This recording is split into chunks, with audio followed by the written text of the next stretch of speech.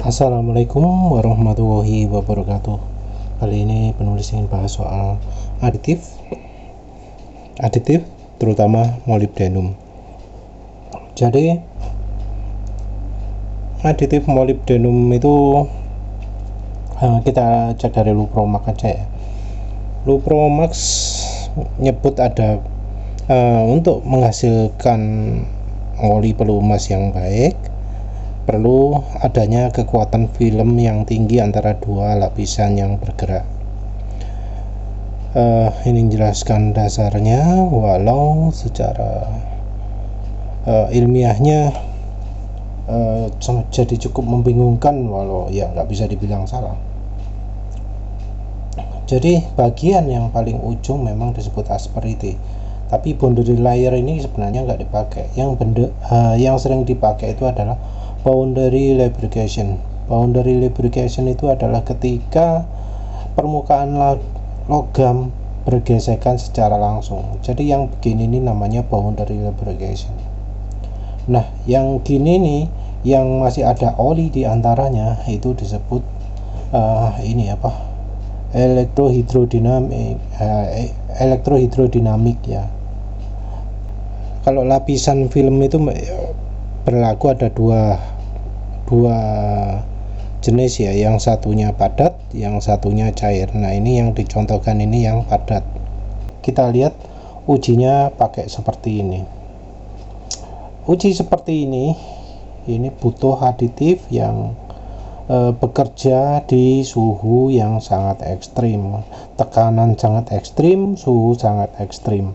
Ini tekanannya sampai ya besar sekali lah.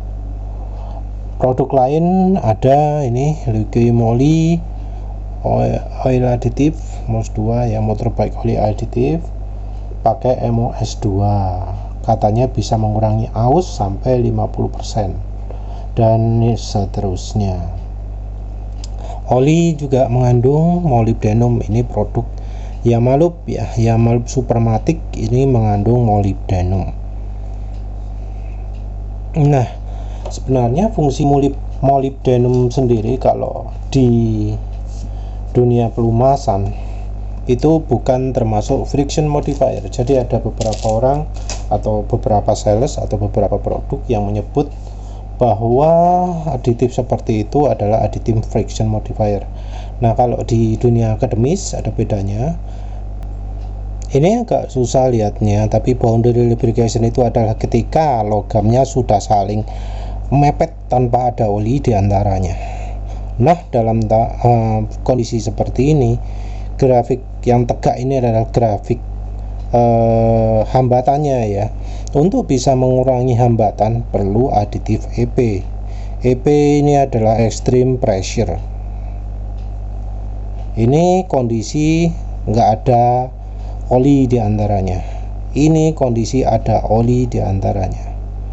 Ada tanda panah ke kiri begini, artinya adalah FM ini membuat lebih sulit terjadi kondisi di mana tidak ada oli di antaranya. Jadi aditif FM ini membuat oli itu lebih kuat sehingga tidak terjadi kondisi di mana sama sekali tidak ada oli yang melapisi logamnya. Ini FM ini meningkatkan kemampuan cairan olinya, dan EP ini merupakan aditif padatan yang meningkatkan kekuatan logamnya. Jadi ini melapisi logamnya, kalau ini dari olinya. Kalau FM ini contohnya adalah bahan oli yang punya film strength kuat seperti misalnya ester, minyak goreng ya, minyak goreng. Terus EP ini salah satunya ya molybdenum, yang lainnya adalah ZDDP, ada yang lain juga. Contohnya, nah ini ada contohnya yang khusus aditif EP. Ini ada tekanannya, load carrying capacity PSI 400.000. Ini almasol, aluminium, magnesium, silikon, entahlah. Ini molybdenum disulfide ya, ini resep lama. Ini ada grafit ini mungkin lebih terkenal dengan nama karbon ya. ada PTFE juga. Bisa dilihat kemampuannya beda, tapi yang lebih penting adalah suhu kerjanya. Maksimum service temperatur ini beda-beda, 1000 derajat, 340 derajat, 420 derajat, ini 260 derajat. Ini juga ada nyebut kalau suhunya tinggi terkena udara akan membentuk cairan yang justru kasar ya, terus cenderung menumpuk, makin lama makin tinggi, terus tidak toleran terhadap hidroklorik asid dan seterusnya dalam kondisi panas, air atau udara. Ya, ini kelemahan singkatnya ya. Kalau yang grafit ini ada juga yang dipakai di aditif oli, ada kelemahannya korosi, galvanic corrosion, juga ada tendensi untuk makin menumpuk ya. Nah, ini tadi angkanya tadi itu menunjukkan angka konstannya, tapi ternyata kekuatannya bisa beda-beda. Ada yang kalau grafit ini di awal-awal 100.000 PSI ini bisa sangat licin, yang WS2 juga bisa sangat licin, tapi begitu beban sudah melebihi 300.000 PSI dia mulai nggak kuat hambatannya, sementara yang MOS2 stabil. Jadi ya ini trade off, tapi penulis sendiri nggak tahu ini kalau di kondisi mesin kapan ini terjadi 100.000 PSI. Terus nah ini teorinya yang membedakan antara aditif satu dengan yang lain. Ini pengaruhnya aditif anti gesek. Jadi kalau secara reaksi kimia itu dibagi jadi 3. Ini ada aditif molekul digambarkan seperti ini, permukaan logam seperti ini. Nah, Fischer-Tropsch itu logam aditifnya tidak bereaksi tapi cuma nempel karena sifat molekulnya yang suka nempel ke logam. Ini Fischer-Tropsch. Nah, kalau Chemie-Tropsch ini logamnya menjadikan aditifnya menjadikan logamnya sebagai salah satu ikatan kimianya, jadi seperti ini, jadi seperti ini. Nah, kalau chemical reaction ini logamnya akan bereaksi dengan aditif sehingga menjadi satu. Nah, ini bukunya dari Fuels and Lubricant Handbook ya, bukunya. Nah, ini buku ini ASTM Internasional ya. Penjelasannya ini yang Fischer-Tropsch itu lebih lemah, terus yang berikutnya yang lebih kuat itu absorpsi kimia, terus ya wis pokok gitulah, wis kepanjangan kalau dijelaskan ya. Terus nah, aditif EP sendiri itu dibagi berdasarkan tingkat aktivasi suhunya. Jadi ada yang 200 derajat itu sudah bekerja, itu disebut non EP. Mild EP ini 250 sampai 300, yang strong EP ini 350 sampai berapa ini. Yang strong EP ini kayaknya ini molybdenum. Jadi suhu aktivasinya juga penting. Nah, aditif molybdenum itu sangat berpengaruh untuk meningkatkan konsumsi bahan bakar. Jadi kriterianya resource conserving itu butuh peningkatan fuel economy index ya, peningkatan IRT kendaraan lah. Ini standar API ya, API.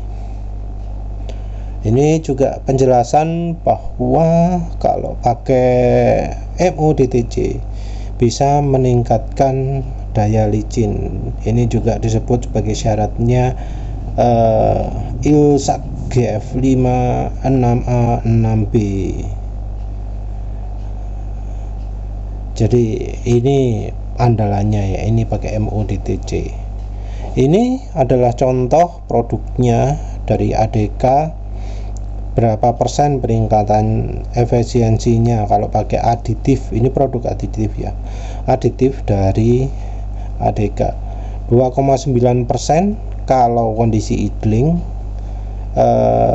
Kecepatan tinggi juga ada peningkatan juga sekian persen. Yang paling tinggi adalah saat idling ini ya. Ini juga salah satu contoh konsumsi bahan bakar.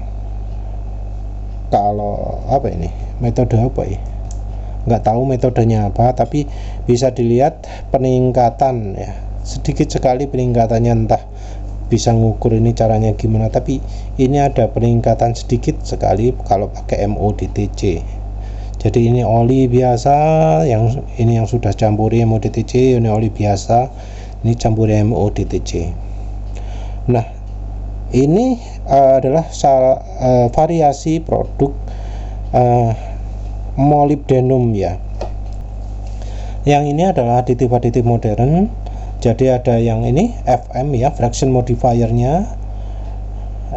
Ini excellent, AW dan EP performance very good. Yang MODTP, FM nya very good, AWEP nya excellent, MOAMN good.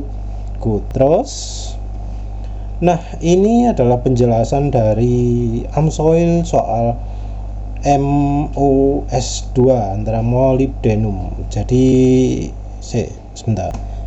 Jadi dia menjelaskan bahwa molybdenum sekarang itu ada banyak ya.